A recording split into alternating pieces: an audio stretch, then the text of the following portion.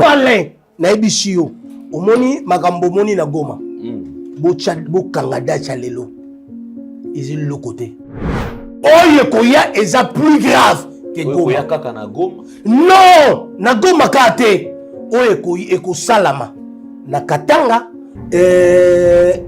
tokoleka mois oyo tokoleka octobre novembre décembre tant que tolinga tokoma na fin ba événement ko banda que 2025 ya na plan moko ya danger na mboka oyo yango zomona mokonza mboka za la mayele pour la présidence Sénat to bondela pour la mokonza mboka azana souci ya bato te makambo ezokoma oyo na prophétisant na mois ya août na lobaka makambo avant même élection ya président ya Sénat Papa Alain na lobi na yo na sali 3 jours nzamba zo révéler nga makila na mboko etangi ya kosakana te ke nzamba zo loba na ngai soki mokonza mboka kozala sage aluka a changer gouvernement d'ici novembre ou bien décembre soki azeli janvier février et ala plein mabe pour na mboka pe na moni union sacrée kabwani na sakolaka makambo oyo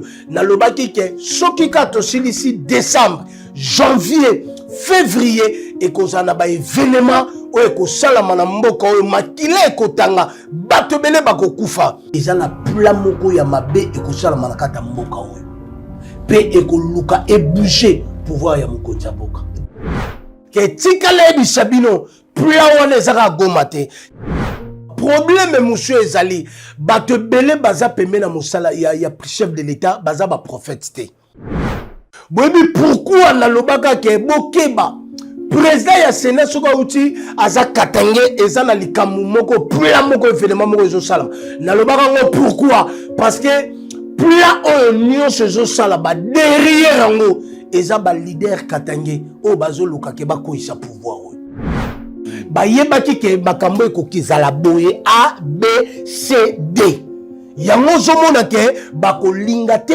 constitution et change jamais parce que baza na plan derrière yango nzamba yebisaka ngai pendenge na zolo baboy eza na mabe oyo eza grave ekoleka Goma ekoya na nzela ya Katanga Dieu me dit ça chef de l'état luka ba prophète nzamba ke nazo yebisa à part Goma eza na événement zolinge bana na Katanga eza na événement zolinge bana na Bakongo eza na événement oyo ekolinga ebanda na Bandundu plan na bango pourquoi ba luka négociation ba olinga tokoma na 1+4 salama série ya Kabila Kabila azoluka moyen nyonso azonga na scène politique entourage bato bele baza singa mokonza mboka baza ba traître mokonza mboka alanda bakombo te o pasteur Kingandi o grand Kingandi o mutu Kingandi il y a des traîtres oyo bazobundisa mokonzi ya mboka.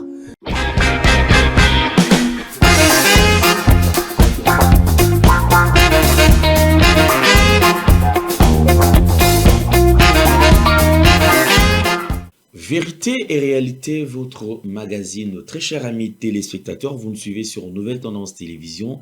Culture d'excellence au rendez-vous. Nous profitons de cette occasion pour vous présenter nos voeux, le meilleur certainement, partout où vous êtes en train de nous suivre. Nous souhaitons que l'année qui va commencer soit une belle année bien sûr pour tous et surtout que chaque projet puisse atteindre son objectif comme nous avons toujours souhaité. Alors dans quelques jours, nous allons devoir dire au revoir à l'année 2025 et dire bienvenue à l'année 2026. Joyeux Noël, bonne année et comme d'habitude. Alors à travers cette nouvelle rubrique, nous allons vous proposer les différentes émissions bien sûr sur Nouvelle Tendance Télévision, et ces émissions sont des émissions qui ont annoncé quand même des choses. Certainement il y a à travers ces émissions vous pouvez comprendre qu'il y a certaines choses qui se sont réalisées. Pourquoi? Parce que toutes ces choses ont été dites ici sur le plateau de Nouvelle Tendance Télévision, et il y a également des choses qui ont été annoncées na kati ya émission peut-être misusu nanu ekokisamite. Mais aujourd'hui, c'est une manière quand même de vous faire revivre ces différentes émissions, une manière de vous faire revivre encore ce qui a été dit et surtout d'être très prudent. Si quelque chose s'est réalisé, alors soyons prudents pour ce qui n'est pas encore réalisé. Donc, d'un jour à un autre, on peut être surpris, bien sûr, par un événement, mais au moins à travers cette nouvelle rubrique, ils ont permettre biso toyebana kozala attention en suivant et ces différentes annonces vous allez ko la kisabiso makambo oyo toko vivre makambo oyo et ko salama pe makambo oyo nzambe azali kotalisa au travers bien sûr il y a différents serviteurs naïe. Encore une fois de plus, nous allons suivre alors une par une et jusqu'à ce que nous allons toucher, bien sûr, à la toute dernière émission. Encore une fois de plus, meilleurs vœux, je vous laisse suivre cette émission, bien sûr, toujours avec Nouvelle Tendance Télévision et spécialement dans Vérité et Réalité. Je vais peut-être, avant de suivre cela, je vais vous annoncer encore, parce que à travers Vérité et Réalité, comme vous pouvez le constater derrière moi ici, voilà, vous voyez, il y a Vérité et Réalité. Alors déjà, à partir de la semaine qui va commencer, donc, ou le mois qui va commencer, nous allons déjà vous donner une nouvelle manière de faire les choses. Ça sera une manière assez spéciale. Alors, comment nous allons procéder? Vous avez une histoire que vous avez vécue, Ozali na réalité, Ozali ko traverser. Yomoko, Ozali témoin au cœur na yango, Ozali na likambo oyo eronjaka motema na yo, Ozali na besoin au partager na bandeko. Obazola na biso sur Nouvelle Tendance Télévision, enfin qui va proposer ba piste des solutions. Et ça la problème physique, et ça la problème spirituel, et ça la problème Ozali ko bika kati na yo, na intérieur na yo, zala libre ya ko benga biso à travers le numéro qui est affiché, enfin qui oyato partager li solo na yo. Pour partager réalité oyo ozali ko vivre na kati na vie na yo. Bande ko azolanda biso ba ko proposer biso ba piste de solution et pourquoi pas ceux qui ont des problèmes spirituels, on va recourir bien sûr aux serviteurs de Dieu crédibles, je dis bien crédibles, qui vont peut-être vous aider, qui vont peut-être ko sungayo na lolengini no kokozwa, soit délivrance ou piste des solutions. Donc, à travers cette nouvelle rubrique, comme je viens de le dire, donc vérité, réalité, ils ko changer le lenga au sel la makambo. Les besoins on a comment menacé mananga. Donc, vous allez ko changer la manière de faire les choses. Alors, vous allez aider au eboki au contacter biso afin que to partager. Na wembela bino na sala plateau ils ala vraiment spécial pour to sur la pena na boki bignon surtout to fanda ensemble afin que to partager le problème aux alliés qu'on traverser. Merci beaucoup.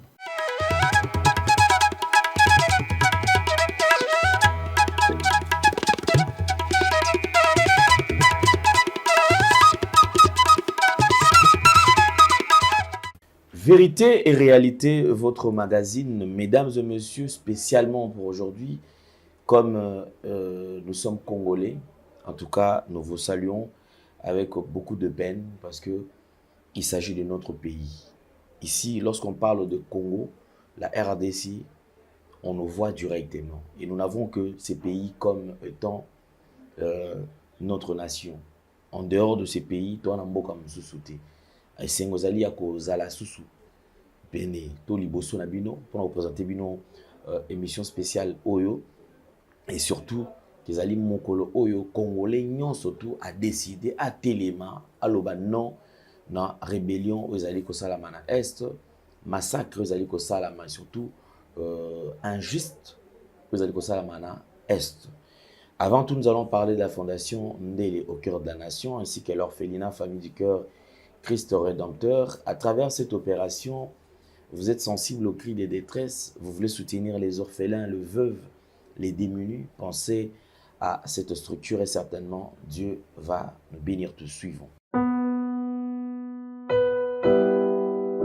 Tango nyonso moninganga nazalaki komona baninganga na baboti na bango nanga baparent baza te vi nanga pasi.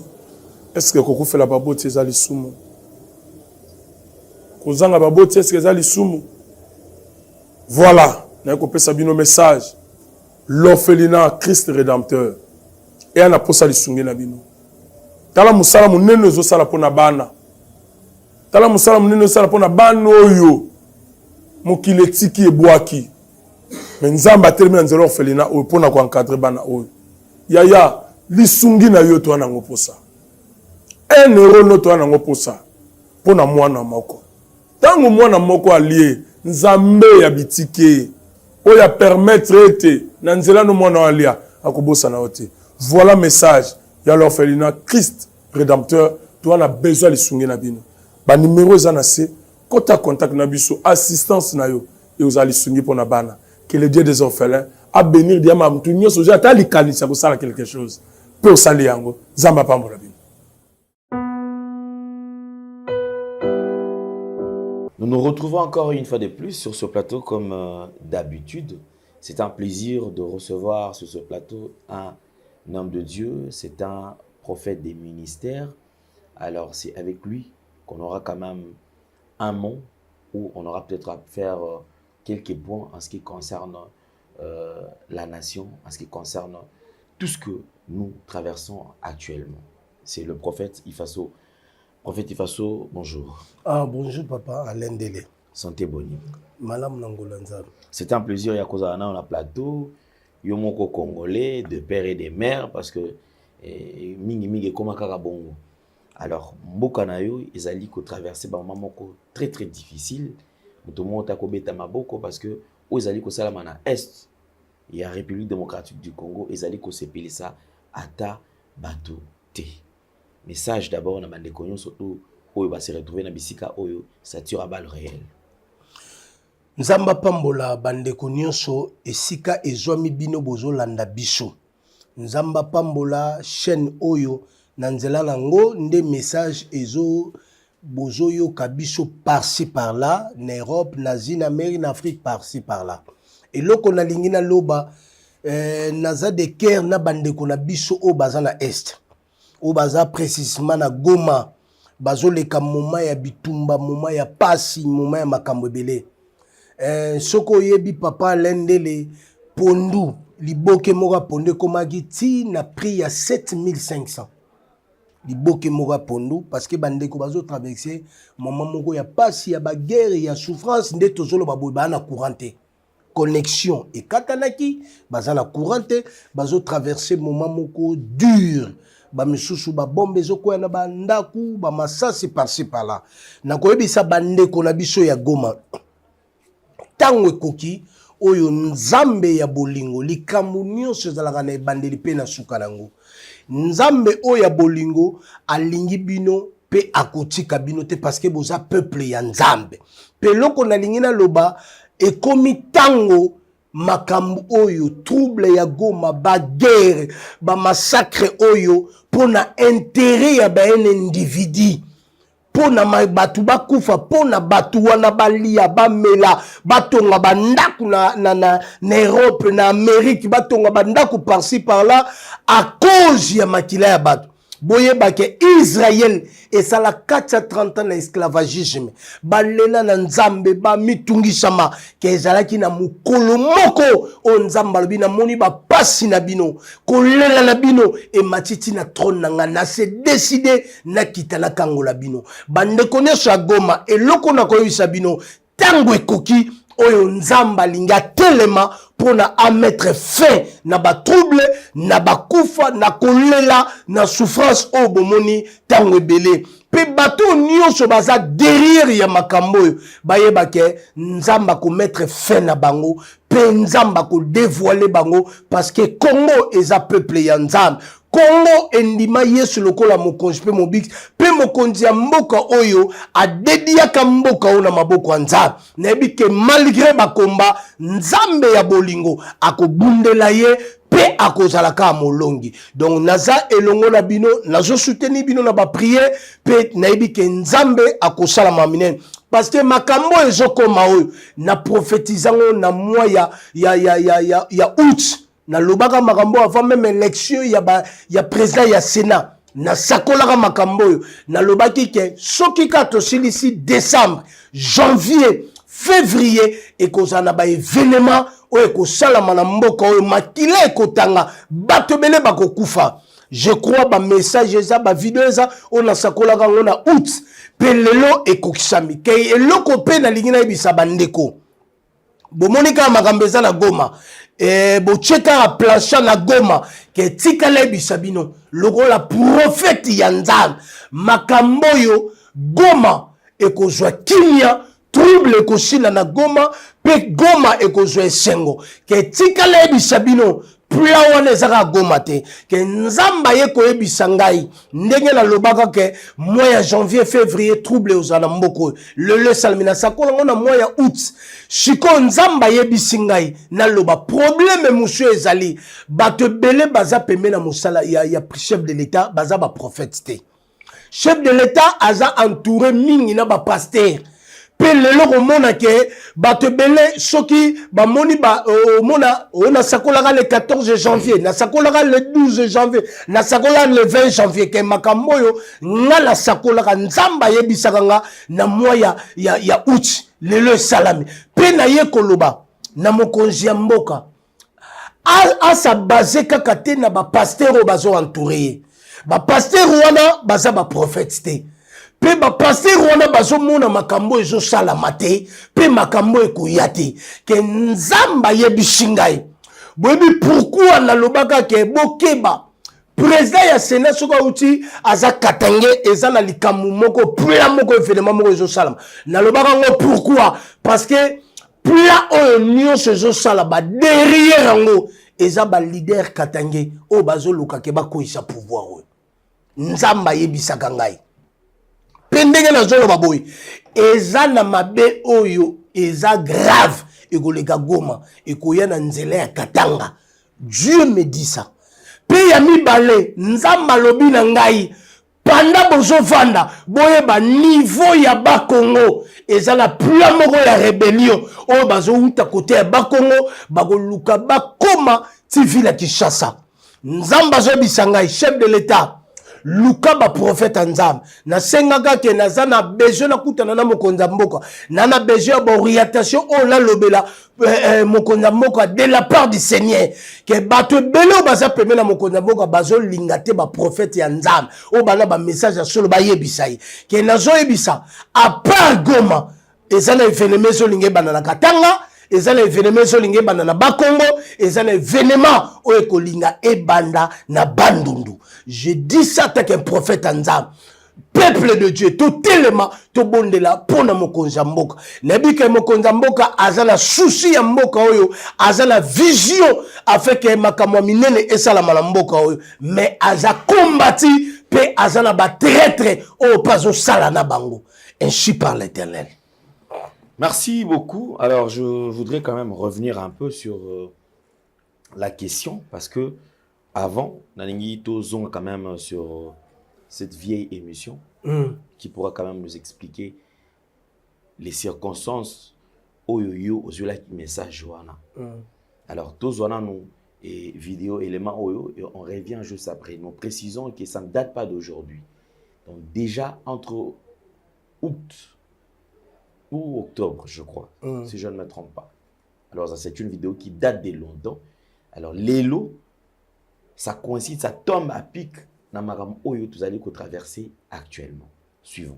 Ils ont la plamoko ya mabe et kosala manakata mboka oyo.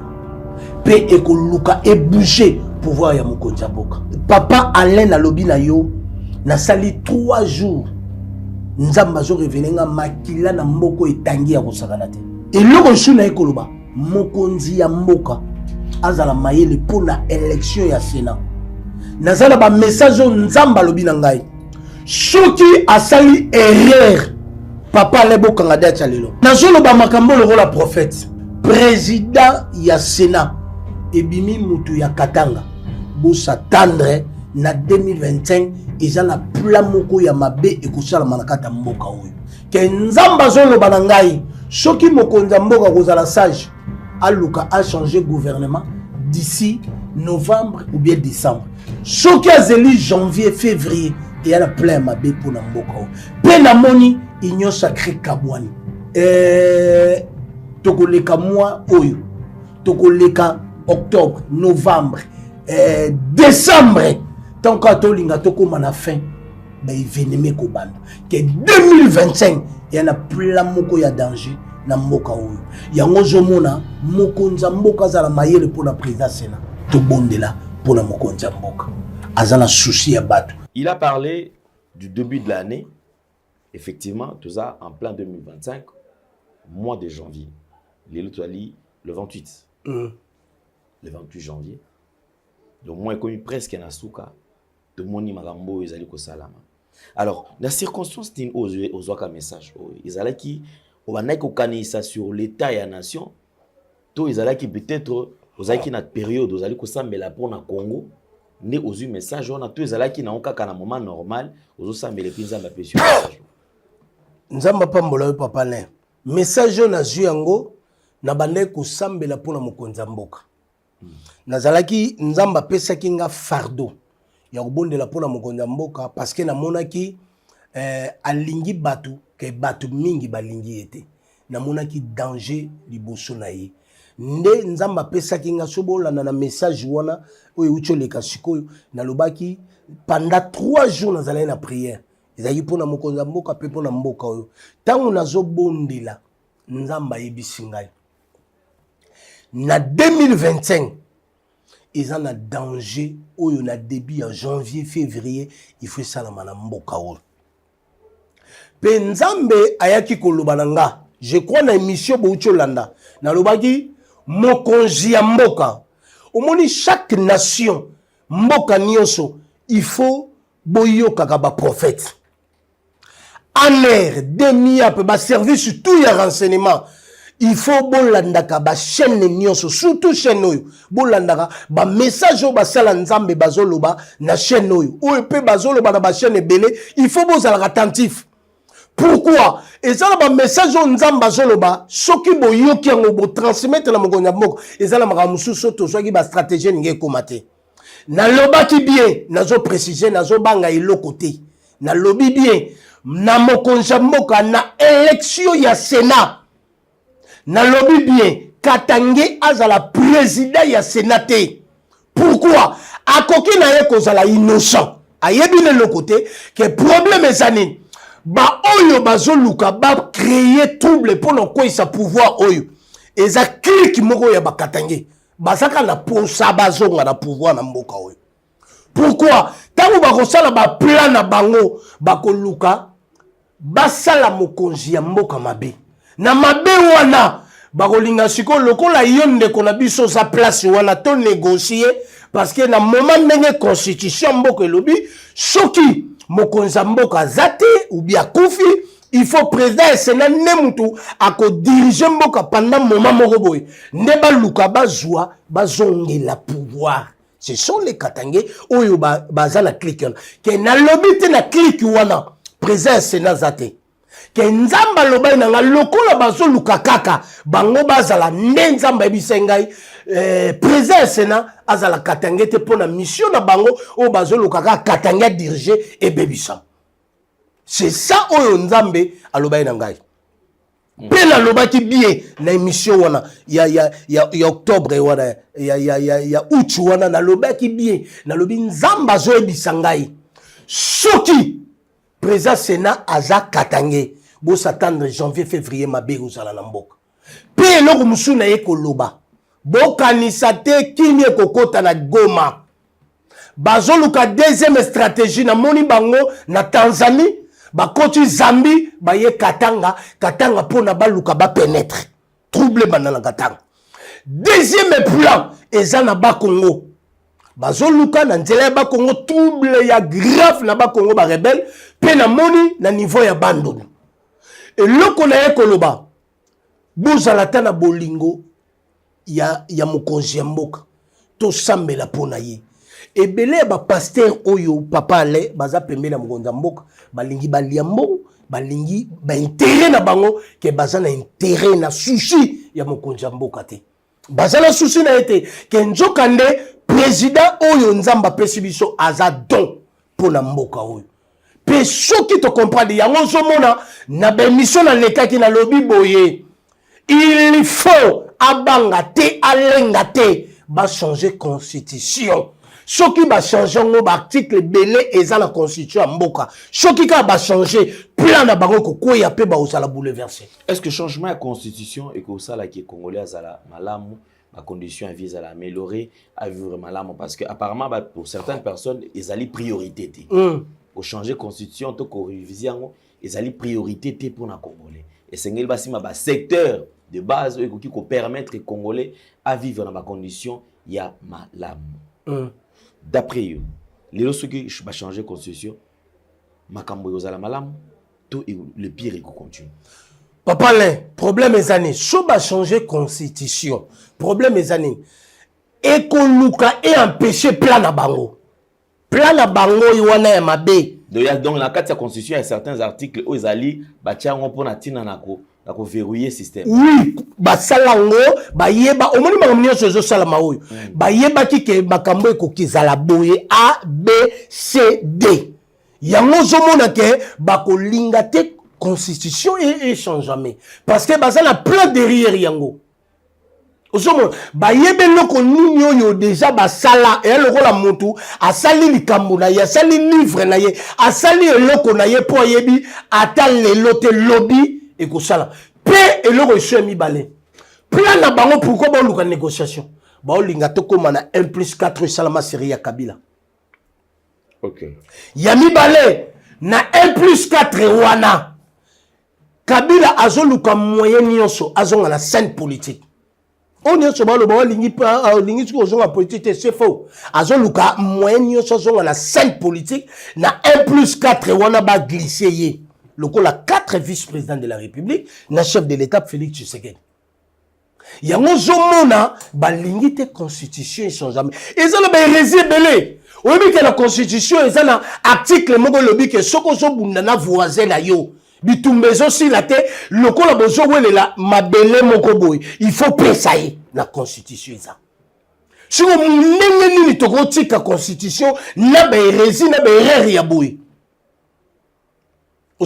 Si vous danger zali entourage bato belé baza singa mokonza mboka baza ba traître si vous ba pasteur oyo bolinga ba prophète a solo ba mona yete ba kutana mokonza mboka te parce que bozo banga ba makambe belé salama papa latika na bisayo même na église de réveil du Congo il y a des traîtres na lobango il y a des traîtres. Oyo bazo solo la même na ba rebelle. Oyo baza contre pouvoir oyo. Il y a des traîtres. Nanga auta connaît nanga. Banani basala bima président ya Seni. C'est l'église de réveil. Mokonza mboka alanda ba kombote o pasteur kingandi o grand kingandi o mutu kingandi il y a des traîtres oyo bazobundisa mokonzi ya mboka papa len na ebishio omoni makambo moni na Goma bo kangada cha lelo ils est le côté par rapport au ekoya les sous o ekoya est plus grave que Goma kaka na Goma non na Goma kate oyo eko salama na Katanga oyo eko salama na Bakongo oyo ezoluka salama na Bandundu mpona bakota ville ya Kinshasa et aux la plus grave je parle en tant que prophète bazo bundisa mokonzi mboka que Félix Antoine président Félix Tshisekedi Tshilombo nzamba lobi azaenza nzamba lingi siko makambo salami na Goma elle musa conscience na ye à comprendre que entourage ils ont battu ya malam pesa na bato mabe mais c'est ça qui eux le tia bato na kati ya confusion certains d'entre vous ba collègues na ba pasteur ba prophète ba misu ba lobi que no yaza choix nzambe te yo lobi aza éli de Dieu aza o nzambe aponi nzambe pe alingi mingi papa le na loba no boy omoni na avant élection ya président Sénat ba prophète wana ba pasteur wana nana loba makambo na sakola azate ngai na loba que président ya Sénat vidéo za na ucho zong sasko na loba nzamba lobi asale rerte je dis ça ba prophète wana bazalaka wapi tant on a sakolaka mois de janvier février depuis année passée ba prophète wana bazalaka wapi mais dans entourage après le chef de l'état ba pasteur bazar non ba pasteur yoka papa il y a prophétisaka te na lobi na yo papa là il y a des pasteurs il y a des prophètes aveugles. Je dis ça, il y a des prophètes aveugles, il y a des pasteurs aveugles. Et belé baza peme na mokonza moka makambe belé balobe salamate. Bakosa, bakubabloba, ba prophétie à l'okuta. Papa Lin, président Félix Antoine Tshisekedi, je te dis la vérité, aza sur nzam. Aza nzamba pona mboka o. Penzambe aza la makambe belé, il faut ça la na mboka o. Obisko mabezani. Mabezali aza koyoka nano te ba prophète ya nzambe ba orienté parce que nzamba ko pona yo nzamba ko établi yo il faut otambola na ba orientation. Vous comprenez soki atamboli na orientation makambo azo luka asala pona mboka o eko simba parce que oyebi ke bazo bundise na deux choses. Bazo bundise spirituellement pe bazo bundisa ye physiquement. Omoni lelo, obele omono iso papa Lin. Même omoni gouverneur ya ville Kinshasa. Azana ba ambition ya ke abongisa ville oyo. Ke ezala makambe belé ezo bundisa ye spirituellement a sala yango te. Parce que ba ilingite na pouvoir ya président Félix Tshisekedi mboka o échanger pour na basala ba chantage pour na bazana gloire ke tikala ebisa batu wana onyo so ba osala ba plan nzambe ya bomoyi nzambe o sala na mujedi na bala na mboka o Yesu Kristo Jésus-Christ de Nazareth akotika mboka o boete mokonza mboka oza na danger bo satanda ka na gomate ke ezala ba plan ya mabe na lingina lobaloko la prophète na kati ya ville Kinshasa ezana batu ya mabebaza o bazoluka bakuisa pouvoir oyo que je parle la tête que prophète Nzambe plan na bango pona kuisa pouvoir oyo ekosimba te parce que Chilombo aza ya Nzambe. Président Félix aza Nzambe, président Félix akutana na ba prophète. Bato nyonso bakozwa ba vidéo na ba réseaux sociaux par-ci par-là ba komisela mokonza mboko. O ba conseiller ye bo komisela mokonza mboko. Ezaka te bo benga ngai ke bozwa ba message oyo na ya ancien na ya nouveau bo memango pa mokonza mboko parce que j'ai des orientations on a ko yebisa mokonza mboko e ko la bénédiction pour na mboka oyo. Pe Nzambe akozwa lokum. D'accord, merci beaucoup. Je pense que c'est un plaisir. Toyoki, message les a transmis. Alors, peut-être avant tout, chiter quelques minutes au Tigelayo pour la Tina transmettre ce message. La bande de Koutou Bazana Visika, Oyo, danger Isali, bande de Kwazana Goma, bande de Kwazana Kavu, bande de Kwazana Katia Kinshasa Awa. C'était aussi Isali temps Oyo qui Kosola, na bango toko transmettre bango message. Na magamu Oyo, Ozali, Komona. Pina makam oyo ozali komona dans le futur lolengeni ne sengeli beba na kotambola. Merci. Eloko na lingina loba na bandeko bozala Goma bozala Bukavu Ituri par-ci par-là boza boyeba ke Nzambe ya Biblia aza Nzambe na bino Nzamba kotika bino te akobatela bino pe akobundela bino na déclarer pe na prophétiser loko la prophète Nzambe guerre na Goma et Chili. Puis je déclare à tant que prophète Nzambe. Nzamba lobi na ngai loko la guerre na Goma et Chili. Nzamba lobi na ngai nazo déclarer loko la prophète ane oyo eko silate. Oh Jésus, ramashaka manage na déclarer Kagame akosa la crise pe akokufa. Je déclare cette année na lobi loko la prophète Nzambe pe na déclarer guerre ezo sila na Goma pour la gloire Nzambe. Na ebisi ba militaire nyonso boza na Goma bo banga te bo trahir mabele ba kokote ke na yebisi bino bo soutenir moko na moninga bo bunda ata maye zate ate loko kolia te bo bunda pour na ekolo bo trahir mabele ya bakoko te, bo ndima bo bunda pona ekolo pe boyeba ke nzambe oyo ya bomoi akotika bino te, akobatela bino bobanga te pe na yebisi peuple ya Goma bozala soudé na kati ya bapriere bobondela pona bandeko wana mai ozala eloko pesa bandeko na biso ya FARDC tobondela pona bango to soutenir bango bakolonga bitumba oyo.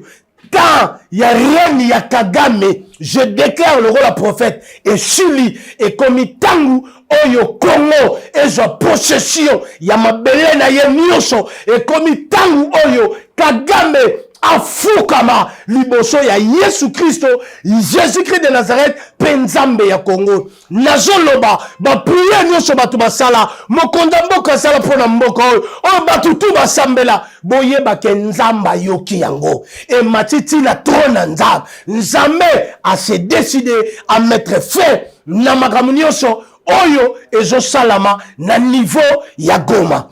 Pena ebisi bande kwa Goma. Nzamba Zanabino, kala mingi te na koya kosala une forte prière pour na Goma et koza lipambo lipona bino pe nzambe akosala maminen. Nzamba lobi na ngai mutu nyonso sola nyonso okozala traître pona mboka wana. Chana mutu na yo nzamba koboma yo. Nzamba koboma yo. Ezaloza colonel, ezaloza major, ezaloza général. Soki okozala na ba complicité pona ko trahir RDC Congo mboka ya bakoko na biso nzamba koboma yo. Nzamba ko telemela yo. Ezala nani oyo ozapeme na mokonza mboka na yebi batebele baza peme na mokonza mboka baza complice na guerre eza na Goma baza complice na plan jeune ngesa na Malakatanga na bakongo pe na bandulu tikale bisabino nzambe na bomoi akobimisa bino polele ezala moko bokanga makambo na soloba ezala moko parmi ba dirigeants ya M23 tanga liste ya bato nyonso bazo coopérer na bango o baza awa na pouvoir na armée petit kale bisabino oyo nyonso zala général ozala wapi o nyonso zo complicité pour na ko détruire RDC nzamba telemi pona aboma bino abundela bino. Président Félix zala fort kobanga eloko te nzambe ya Biblia aza sima na yo biso ba prophète toza sima na yo pona kobondela yo pe nazo senga audience urgence et père mokonza mboka j'ai des messages j'ai d'incidi l'Éternel on nzamba lobi na ngana ebisa yo peto ba ninto ko sala pona ko luka ko kanga partout o bazo luka bakota pe nzamba lobi na nga 2025 totalement la prière totalement pour na koebisa demi-année par-ci par-là eza na plan ya mabe bazobongisa oyo salami na Goma et Goma kimi ekoti pe nzamba pesi victoire na Goma ke bazoluka baya na Katanga Bakongo pe bandolo je parlais à tant prophète pe bakota na Kinshasa basala trouble pour na bakoisa pouvoir.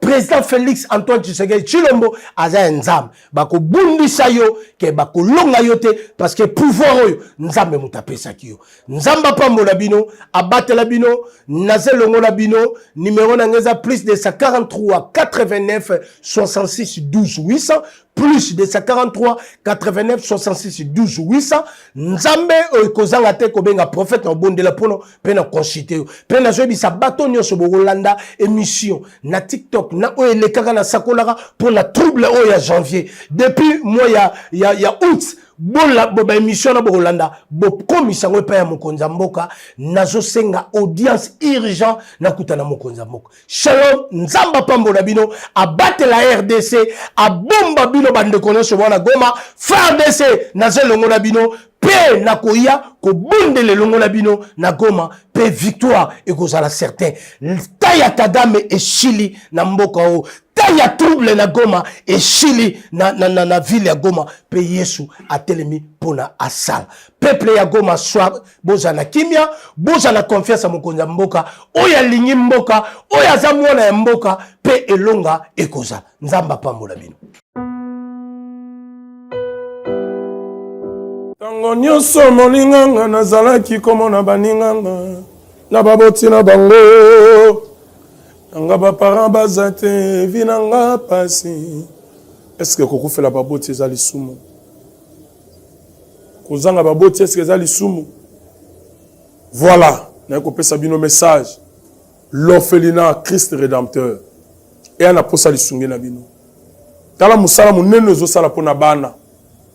Tala musala munene zo sala pona bana oyo. Mokile tiki ebwaki. Mais nzamba termina nzelo orphelinat oyo pona ko encadrer bana oyo. Yaya lisungi na yo to ana ngoposa.